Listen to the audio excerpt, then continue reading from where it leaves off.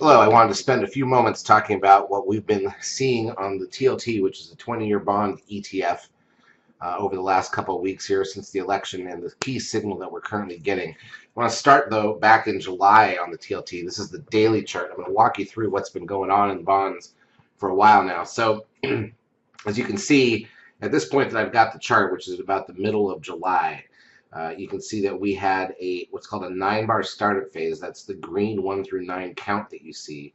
And with that done, we began the actual seeker count where you get the red numbers. You're looking for a 13 to get a sell signal, which measures exhaustion in the market. So let's play this forward bar by bar, and I'm going to just kind of show you what ended up happening over the course of time. Now, you notice that we had the 1, there's a red 1 at the top there. In order to continue to count, they don't have to be consecutive candles, but you do have certain parameters about looking back a couple of days and comparing the current day's close. I won't get into all the heavy math, but let's just show you that once this thing starts to come back up a bit, there's the 2. See, so now we've got 2.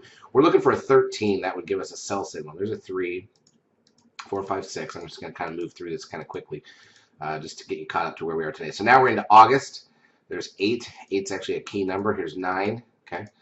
So now, as we head into September, here's 11, 12, and one more gets you 13. So there was the sell signal. It's the exhaustion sell signal on the TLT, which is right as August was ending.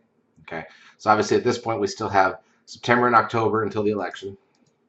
Okay. But what happens to the TLT over the course of time? See, there's the sell. Now, first of all, once you get that sell signal, the initial target for that exhaustion is to go back towards that red static, what's called the static trend line. And you can see we hit it right here. So that sell signal played out. That's really all it had to do. I mean, it didn't have to keep going lower from there. The signal did exactly what it was supposed to do at that point.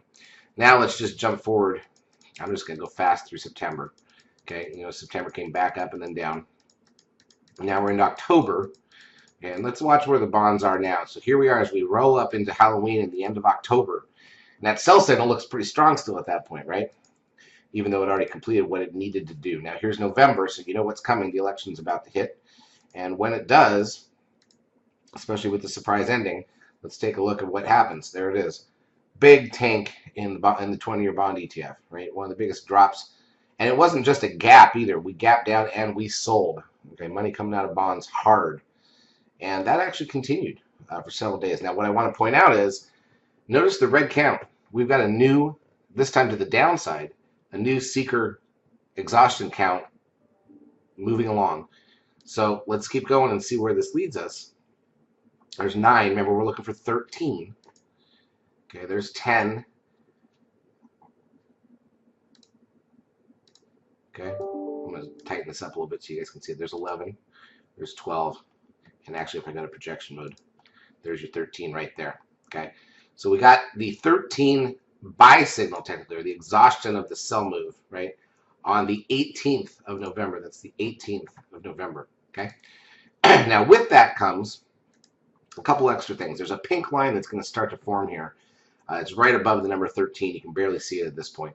That's called the risk line. So once you get the 13 signal, you can still go a little bit lower. It's that risk line that should hold the market in place. Okay, but what happens here is we go sideways. Now you can see that line a little bit better.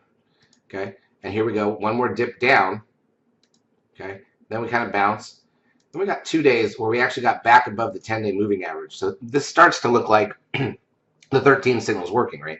But remember, we can still go down. We can play with the risk line. The key is whether or not you ever close below the risk line. And the reason I'm doing this video today is because some significant things have happened over the last week or so. So then we get another down day. And then this is just last week. Look at that.